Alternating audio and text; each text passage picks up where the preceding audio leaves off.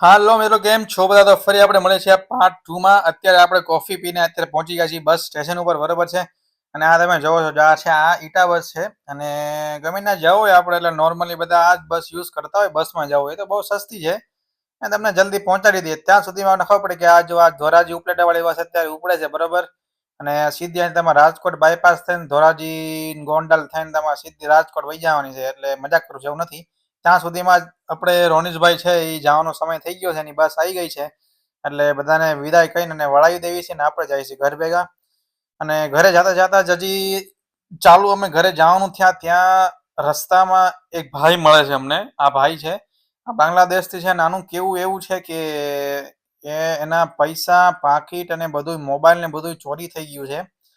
અને ઈ અત્યારે અહીંયા આવ્યા હતા કામથી, બીજા સિટીમાંથી આવ્યા હતા. તો ઈ કે જ્યારે ડોક્યુમેન્ટ દેવા ગયા ત્યારે એનું પર્સ ને બધું ચોરી કરીને મારીને બધું લઈ ગયા છે.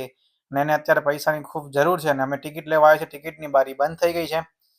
એટલે હવે એની હારે વાત કરશું અમે. અને કારણ કે એની પાસે મોબાઈલ તો છે નહીં, એટલે અમે ઓનલાઈન ટિકિટ એને લઈને આપીએ તો એ ચાલે નહીં.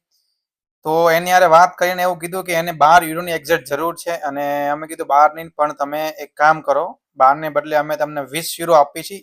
આ 20 યુરો તમે પકડો, કાલ સવારે તમે ટિકિટ લેજો અને ટિકિટ લઈને તમે વહી જાજો. આવું કહીને એને અમે સ્ટેશન ઉપર છોડી દીધા અને અમે નીકળ્યા ઘર તરફ. તો ફરી મળીએ એક નવા વિડીયો સાથે. જો વિડીયો ગમ્યો હોય તો લાઈક અને શેર કરજો.